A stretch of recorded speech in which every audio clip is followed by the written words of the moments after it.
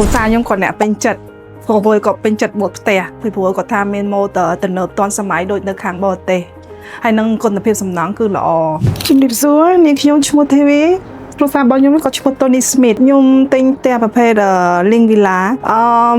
ដូចជាមិនសូវជាយូរមកដែរពីព្រោះឯពេលខ្ញុំមិនមើលគ្រួសារខ្ញុំគាត់ពេញចិត្តខាងម៉ូដផ្ទះខាងបរិយពីព្រោះគាត់ថាមានម៉ូទ័រទំនើបទាន់សម័យដូចនៅខាងបរទេសហើយនឹងគុណភាពសំណង់គឺល្អគ្រួសារខ្ញុំគាត់អ្នកពេញចិត្តព្រោះគាត់ពេញចិត្តបួសផ្ទះចាមូលហេតុដែលពួកខ្ញុំសម្រាប់ចិត្តទិញផ្ទះនៅបរិយឡាផាពីព្រោះពួកខ្ញុំមានទំនុកចិត្តទៅលើម្ចាស់គម្រោងគុណភាពសំណង់ម៉ូដផ្ទះទាន់សម័យបែបបរទេសទីតាំងមាន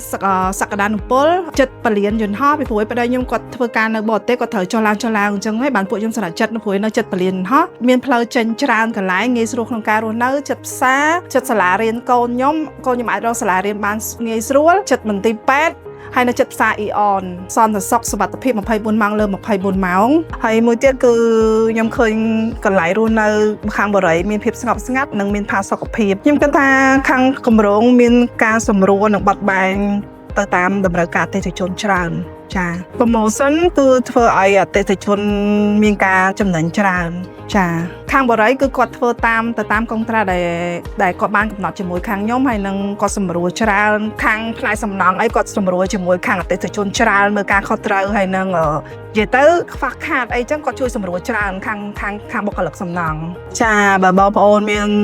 ចំណង់ចំណូលចិត្តចង់ទិញខាងបរិយឡាផាបងប្អូនអាចទិញដោយទំនុកចិត្តទៅលើម្ចាស់គម្រោងបានទីតាំងនៅនេះគឺមានសក្តានុពលច្រើនតំបន់អ៊ូអរងាយស្រួលក្នុងការធ្វើដំណើរហើយនឹងផ្ទះស្អាតសំណង់ល្អគុណភាពល្អ